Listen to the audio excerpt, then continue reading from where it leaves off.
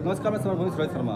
छत्तीसगढ़ में भयानक युद्ध चल रहा है। हज़ारों लोगों की मौतें हो चुकी है। जंगल खाली करार दिए जा रहे हैं और सेना, पुलिस पूरे छत्तीसगढ़ को घेरे हुए हैं। अडानी का मामला है, क्या है वहाँ जानते हैं।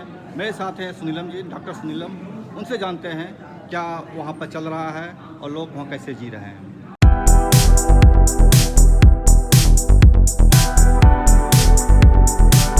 सुनीलम जी, थोड़ा सा चाहेंगे परिचय देना दर्शकों को, अपना दे दीजिए। जी, मैं डॉक्टर सुनीलम हूँ। किसान संघर्ष समिति का मैं राष्ट्रीय अध्यक्ष हूँ। छत्तीसगढ़ क्योंकि मध्य प्रदेश में ही पहले था, सभी में विधायक था और उसके बाद भी मैं पूरे छत्तीसगढ़ में आता जाता रहा हूँ। बस्तर भी मैं लगातार गया हूँ और वहाँ पे जो कुछ चल रहा है उसकी जानकारी रखता हूँ मैं, क्योंकि वहाँ के जो लोग हैं, जो मानवाधिकार कार्यकर्ता हैं, उनके साथ में जुड़ा हुआ हूँ मैं। सर बताइए मुझे, वहाँ पर लगातार लगभग हज़ारों लोगों की हत्याएं हो चुकी है। ये हत्याओं का दौर क्यों चल रहा है सर, कब तक चलेगा और क्यों, क्या हो रहा है वहाँ? देखिए, प्रेसाइजली अगर बोला जाए तो पिछले एक साल में 500 लोगों की हत्या हुई है। उन्हें माओवादी बता करके मारा गया है। हमारी सरकार को ये चुनौती रही है कि वो 500 आदिवासी कौन से गांव के थे और कैसे उन्हें माओवादी कहा गया, ये सरकार साबित करने का काम करे। वो किसी का साबित नहीं कर सकती, इसलिए कि ये सब जो आदिवासी हैं ये केवल अपने जीने का जो आधार है, जल जंगल ज़मीन, ये उसको बचाने की लड़ाई लड़ रहे हैं। और किसी भी विचार से जुड़ना जो है वो अपराध नहीं है। भारत के सुप्रीम कोर्ट ने ये कहा है कि माओवादी विचार रखना या माओवादी साहित्य रखना वो जुल्म नहीं है, उसको अपराध नहीं माना जा सकता। तो आपने कह दिया कि भाई माओवादी हैं, तो माओवादी है तो क्या आप गोली मार दोगे? सवाल ये है कि अगर आप, और वो आपने जो बात अभी कहा था कि उन्होंने 6 बार बाकायदा सरकार को पत्र लिखा, उन्होंने कहा कि हम बातचीत करना चाहते हैं। हम लोगों ने कहा कि अगर आप मिज़ोरम के लोगों से बात कर सकते हैं, नागालैंड के वालों से बात कर सकते हैं, ऐसे लोगों से बात कर सकते हैं जो मानते ही नहीं हैं, भारत को अपना देश मानने को तैयार नहीं है, उनसे बात भी करते हैं। उनके साथ में बात करने के बाद उनकी सरकारें भी आप बनवाते हैं और बाकायदा उन सरकारों को चलवाते भी हैं, उन्हें आप रसद पानी देने का काम करते हैं। तो ये लोग जो हैं ये आपके अपने लोग हैं। अगर वो बात करना चाहते हैं और अगर आप डेमोक्रेटिक प्रोसेस में अगर वो आना चाहते हैं तो आपको उनसे बातचीत करना चाहिए। आप जाकर के, आपको मालूम है इस समय दुनिया में जो सबसे बड़ा नरसंहार चल रहा है वो फ़िलिस्तीन के अंदर चल रहा है। ये उसी का स्कार्फ है ना? फ़िलिस्तीन के 4 लाख जो है, 23 लाख में से 4 लाख लोग मारे जा चुके हैं। इजरायलियों ने मारे, अमरीकियों ने मारे, लेकिन वहाँ बातचीत चल रही है और बातचीत करके हल निकालने का रास्ता हो रहा है। एक बार जो है बाकायदा इजराइल और हमास के बीच बातचीत होकर सीज़ फायर भी हो चुका है, फिर वो टूट गया, अलग बात है। कश्मीरियों के साथ में भी मैं जानता हूँ कि कई राउंड जो जिसे सेकंड चैनल कहते हैं, डिप्लोमेटिक चैनल कहते हैं, लगातार बातचीत होती है। आखिरकार क्या कारण है कि वहाँ पर जो लोग मतलब भारत को चुनौती देते हैं, उन सब लोगों को भारत सरकार सिक्योरिटी प्रोवाइड करती है। क्यों करती है? इसलिए करती है कि उनके साथ एक डायलॉग बना रहे, है ना? तो जब आप हर जगह डायलॉग कर सकते हैं तो आप छत्तीसगढ़ में क्यों नहीं कर सकते? मेरा कहना है कि डायलॉग इसलिए नहीं करते हैं क्योंकि इन्हें सब कुछ देना है अडानी को, और हमने देखा भी था इस मामले में। हमने देखा था भूपेश बघेल की सरकार थी, तब भी वहाँ पर दे दिया गया था, है ना, खदानें। और वो आपको मालूम है कि राजस्थान ने भी कोयले की खदानें खरीद ली थी वहाँ पर, है ना, वो भी अडानी ने को जो है उसके लिए दे दी थी, उन्होंने ऑपरेट करने के लिए दे दी थी। और हसदेव का जंगल जो है उसका आंदोलन जो है चल रहा है, मैं कई बार वहाँ पर गया हूँ। तो मेरा कहने का मतलब ये है कि असल में ये जल जंगल ज़मीन की लड़ाई है। हम लोग हिंसा के खिलाफ हैं, किसी भी हालत में हिंसा हम नहीं चाहते हैं, लेकिन सरकार की जो हिंसा है हम उसके भी खिलाफ हैं। सरकार जो है अगर स्टेट रिप्रेशन के नाम पर माओवादी बता करके अगर लोगों को कीड़ा मकोड़े के तरीके से अगर ऐसे हत्या करती है तो हम उसका विरोध करने का काम करेंगे। ये भारत का संविधान हमको हक देता है। सर मेरा एक सवाल रहेगा, 2004 में वार्ता होना शुरू हुआ था माओवादियों के साथ में, आंध्र प्रदेश सरकार के साथ में। माओवादियों ने शर्त रखा, सरकार भाग खड़ी थी। वो शर्त था भूमि का पुनर्वितरण किया जाए। सरकार क्यों भाग रही है भूमि का पुनर्वितरण करने से? देखिए, ये तो सरकार जो है वो जैसे एक समय में राजाओं की और जमींदारों की सरकार थी, इसी तरीके से जो बड़े पूंजीपति हैं ये उनकी सरकारें हैं, तो इसलिए वो ज़मीन का पुनर्वितरण करना नहीं चाहते हैं। मैं आपके यहाँ पे कहूँगा, बिहार के अंदर भी एक आयोग बना था ना, बिल्कुल आयोग बना विनोबा भावे था, बना उसकी नहीं उसकी रिपोर्ट आई थी। नहीं, नीतीश जी ने आयोग बनाया था ना यहाँ पे, है ना, और उसके अंदर भी ज़मीन के पुनर्वितरण की बात आई थी। रिपोर्ट आ गई लेकिन नहीं हुआ लागू। तो क्या है कि ये जो फोर्सेस हैं वो इतनी ज़्यादा पावरफुल हैं कि वो इस तरीके का कोई भी जनवादी परिवर्तन जो गरीब लोगों के लिए, भूमिहीनों के पास में संसाधन आ जाए, वो नहीं करने देना चाहते। सर थोड़ा ध्यान देना चाहूँगा आपको, 4 के बाद 10 में फिर एक बार वार्ता की बात हुई थी। उसमें आज़ाद चरकरू को प्रतिनिधि बनाया गया था माओवादियों की तरफ से, उनको कांग्रेस की गवर्नमेंट थी, उसको मार दिया उन्होंने। इसके बाद अभी जब वार्ता की बात चल रही थी, 6 पत्र उन्होंने भेजा कि ये वार्ता करनी चाहिए। तो इसके बाद जो है उनके जो वार्ताकार थे, मुख्य रूप से जो लीड कर रहे थे बसवराज, महासचिव थे उनको गोली मार के हत्या कर दी, जिंदा पकड़ करके। सर इस तरह से लगता है कि सरकार वार्ता नहीं करके आदिवासियों को समाप्त करना चाह रही है, ऐसा लग रहा है क्या? देखिए, वो तो एकदम साफ है। ऐसा दुनिया में कहीं होता नहीं है। आपको मालूम है जेलेंस्की जो है, जेलेंस्की तो दुश्मन है ना रूस का, है ना, लेकिन अमेरिका जाता है और अमेरिका के अंदर बाकायदा ओवल हाउस में बैठता है और बराबर से बात करके आता है, जो है राष्ट्रपति ट्रंप से बात करके आता है। उनकी नाराज़गी के बावजूद सब कुछ चलता रहता है। तो सरकारें आम तौर पर इस तरीके का विश्वासघात नहीं करती हैं, लेकिन ये किया जा रहा है। अब मुझे लगता है कि उन्हें इस बात का दम्भ है अमित शाह को कि हम पूरी तरीके से मिटा देंगे। अब वो ये समझने को तैयार नहीं है कि विचार नहीं मिटाया जा सकता। हम उससे सहमत हो सकते हैं ना, मैं माओवादी नहीं हूँ, मैं गांधीवादी हूँ, मैं समाजवादी हूँ, मैं डॉक्टर हूँ, या मैं विचार रखता हूँ, मैं माओवादी नहीं हूँ। तो विचार का डिसएग्रीमेंट एक अलग है, लेकिन हर व्यक्ति को अपने विचार रखने का अधिकार है।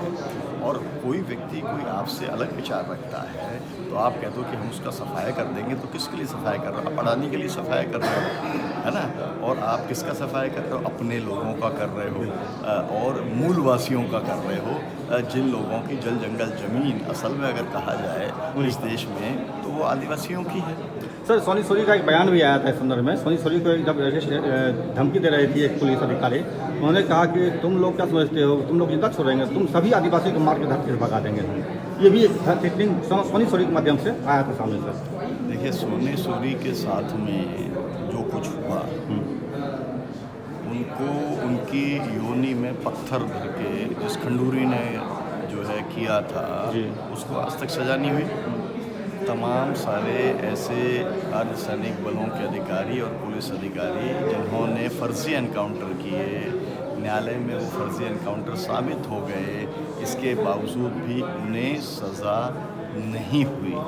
तो सोनी सोरी जैसे लोगों को तो सलूट करना चाहिए, जो किसी भी दिन मारी जा सकती है, किसी भी दिन उनका एनकाउंटर हो सकता है, लेकिन इसके बावजूद भी वो आवाज़ उठाने का काम उनके द्वारा किया जाता है। सर मेरा एक सवाल रहेगा, आज से लगभग 100 साल पहले एक युवा थे 23 साल के भगत सिंह, आपको उनके साथ दो साथी और उनको फांसी दे दी गई। उनके सब को जो है अंग्रेज़ों ने ही जला दिया, उनके परिवार वालों को दिया नहीं।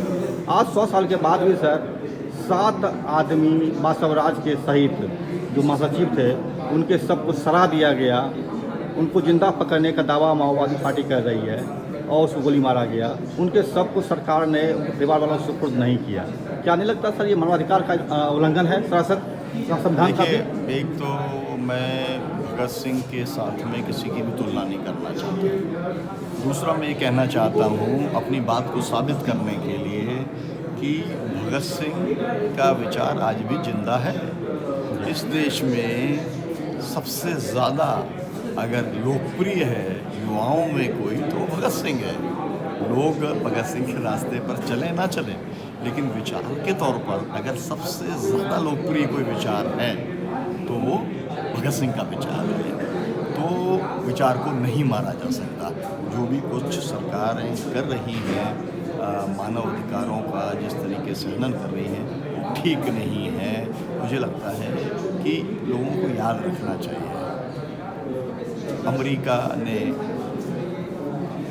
वियतनाम में जाकर के क्या किया था जी, बमबारी क्या था? बमबारी किया था, हेलीकॉप्टर में मिसाइल लगा करके एक एक आदमी को मारा था। फिर आखिरी में क्या हुआ? छोड़ना पड़ा, है ना। क्या हुआ अफ़गानिस्तान में? क्या हुआ? छोड़ना पड़ा। रूस को भी छोड़ना पड़ा और आपको मालूम है दूसरे लोगों को भी छोड़ना पड़ा। तो आप सर आप इशारा करना चाह रहे हैं कि 31 मार्च का जो अल्टीमेटम अमित शाह दे रही है कि 31 मार्च को माओवादी समाप्त कर देंगे भारत देश से, वो ऐसा ही है दावा जैसा अमेरिका किया था वियतनाम में? मैं जो है नहीं, उससे मैं बिल्कुल तुलना नहीं कर रहा, लेकिन मैं ये कहना चाह रहा हूँ कि स्टेट रिप्रेशन से किसी विचार को ख़त्म नहीं किया जा सकता। ये बात मैं आपके सामने नहीं कह रहा जी। मैं जब विधायक था, मैं 2 बार विधायक था। किस क्षेत्र से विधायक थे सर? मैं मुल्ताई क्षेत्र से विधायक था।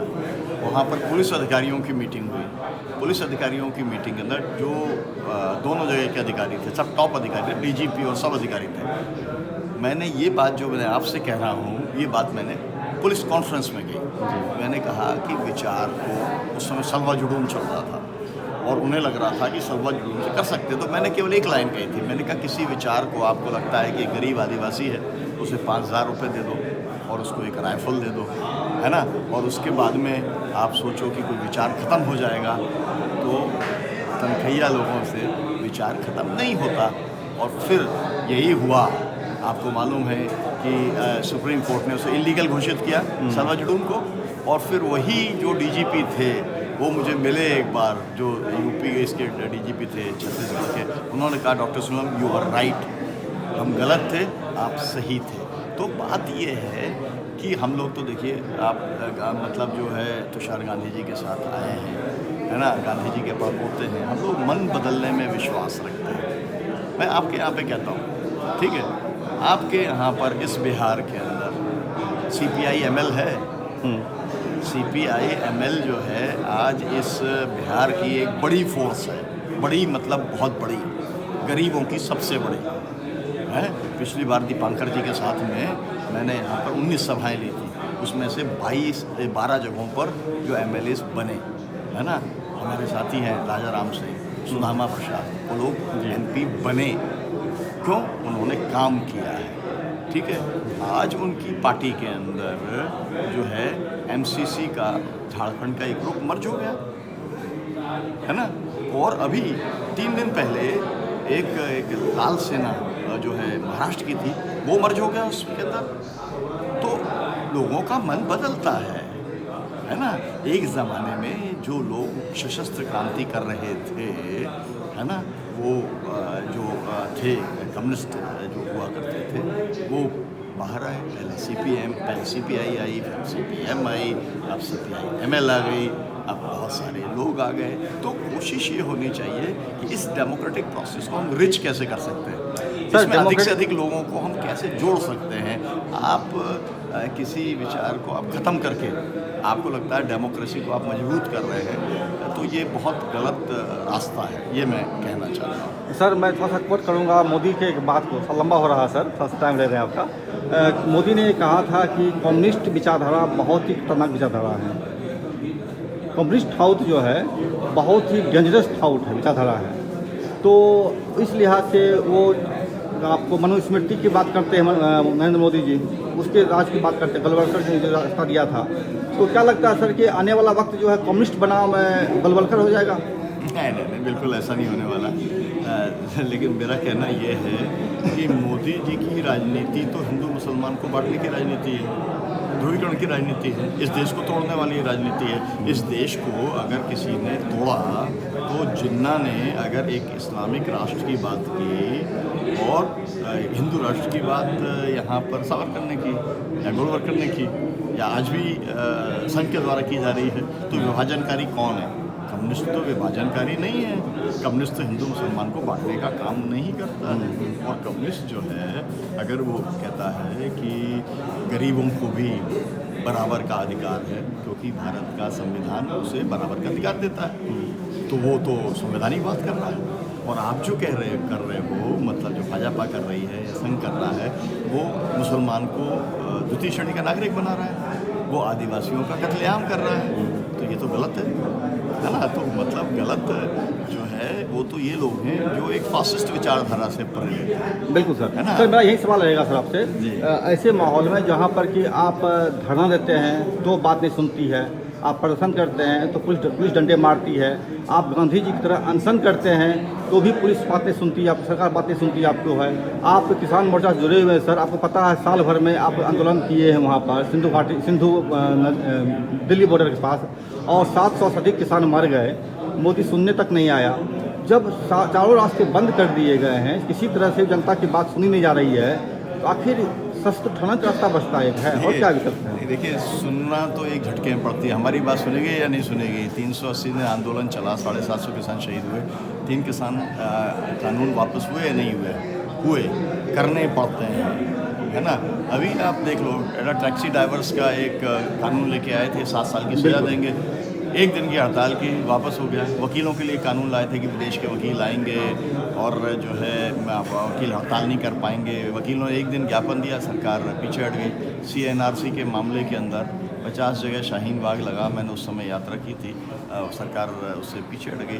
तो सरकार तो पीछे हट जाती है, हटाने वाला चाहिए, ताकत होनी चाहिए और जनता की ताकत होनी चाहिए। मैं इसमें कहना चाहूँगा बंदूक की ताकत काम नहीं करेगी, क्योंकि स्टेट जो है उसके पास में अगर आज की तारीख में देखा जाए तो 50 लाख उसके पास में मिलिट्री, पैरामिलिट्री और जो है पुलिस फोर्स है। उससे हथियारबंद निपटने की अगर कोई बात कर रहा है तो वो मजाक कर रहा है। स्टेट के साथ ये संभव नहीं है, लेकिन जब आप एक नैरेटिव खड़ा कर देते हो तो एक झटके में पलट जाता है। आपको देखा आपने जो है ये था अरविंद केजरीवाल था, आज हार गया, लेकिन 3 बार हराया नहीं हराया, पंजाब में हराया नहीं हराया, है ना? एक झटके में हरा देती जनता जो है। आप देखते हैं आपके बगल में बंगाल में क्या होता है, पूरी ताकत लगा दी, है ना? क्या क्या बोल के आता है मोदी और अमित शाह, लेकिन दीदी को नहीं हरा पाते। जनता साथ खड़ी होना, तो फाइनल राउंड में हमारा मकसद ये है जनता को साथ, जनता को खड़ा होना चाहिए, और इसलिए पूरी ताकत, है ना? आप हथियार बंद कोई गोलबंदी करो, उससे नहीं निकलेगी। लोगों के बीच में आप जाओ, अपना एक नैरेटिव आप खड़ा करो। आखिरकार इसी देश में गरीबी हटाओ के नाम पे लोगों ने इंदिरा गांधी को जिताया था, और इसी देश में कल 5 जून निकला है, और जो है जेपी के संपूर्ण क्रांति के आह्वान के ऊपर लोगों ने, अब सोचिए, छात्रों का आंदोलन था ना, महंगाई को लेकर आंदोलन था, भ्रष्टाचार को लेकर आंदोलन था। आंदोलन गुजरात से शुरू हुआ था, वहाँ की भी कांग्रेस सरकार चली गई थी और यहाँ की भी सरकार चली गई थी, और बाद में इसी आंदोलन के चलते दिल्ली की सरकार भी चली गई थी। तो जनता की ताकत सबसे बड़ी होती है ना? बंदूक की ताकत नहीं होती है। बंदूक की ताकत स्टेट के साथ है ना? तो आप उससे, बंदूक से निपटना जो है वो बिल्कुल मतलब एक तो प्रैक्टिकल भी नहीं है। और हम लोग ये मानते हैं, जो गांधी जी ने कहा था कि आप नफ़रत के आधार पर अगर आप कोई समाज बनाना चाहते हो, वो समाज नहीं बन सकता। समाज बनेगा प्रेम, मोहब्बत, भाईचारा, उसके आधार पर ही समाज बनेगा। तो समाज जो है वो किसी भी इस तरीके से नहीं बन सकता। तो ये इसीलिए जी बिल्कुल सर आप माओवादी तो माओ को मानते हैं। माओ का एक बयान था कि 3 जादुई हथियार, पार्टी, जनसेना, संयुक्त मोर्चा। तो क्या लगता है कि संयुक्त मोर्चा, जनसेना पार्टी एक काम है उन लोगों के लिए मजबूती से? नहीं, देखिए वो मैंने बहुत ज़्यादा उसका अध्ययन नहीं किया, इसलिए मैं नहीं कह सकता। लेकिन संयुक्त किसान मोर्चे ने एक देश को मॉडल दिया है। इस देश के जन संगठन या इस देश की पॉलिटिकल पार्टीज अगर इस मॉडल को मानेंगे, आप सामूहिक नेतृत्व के साथ अपने खुद के रिसोर्सेज लगा करके अपना खुद का मीडिया, सोशल मीडिया डेवलप करके अपनी दम के ऊपर अगर आप लड़ते हो तो उस ताकतवर से ताकतवर सरकार को हरा सकते हो। ये संयुक्त किसान मोर्चे का मॉडल है। मुझे लगता है कि किसी भी जनवादी संगठन को यही मॉडल काम आएगा। बहुत बहुत शुक्रिया सर, आपने बहुत अच्छा ये थे डॉक्टर सुलीनम, और इन्होंने बहुत अच्छी बातें बताई। संयुक्त मोर्चा जो आंदोलन एक मॉडल दिया गया था किसान मोर्चा का तरफ से 1 साल तक के चलने वाले मूवमेंट, उसने बहुत बड़ा एक मिसाल कायम किया था। ये भी एक रास्ता बनता है। माओवादियों के साथ है जो प्रतिक्रम चल रहा है, ये गलत है, और इसको विचारधारा चूँकि वो है, उसे बंदूक के दम पर अमित शाह नहीं कुचल सकते हैं। डॉक्टर सुलीनम ने इस बात को भी स्पष्ट किया है। अब ऐसा देखिए, लाइक कीजिए, सब्सक्राइब कीजिए, शेयर कीजिए, और अगर हमसे सहमत है हमें कमेंट भी कीजिए। नमस्कार।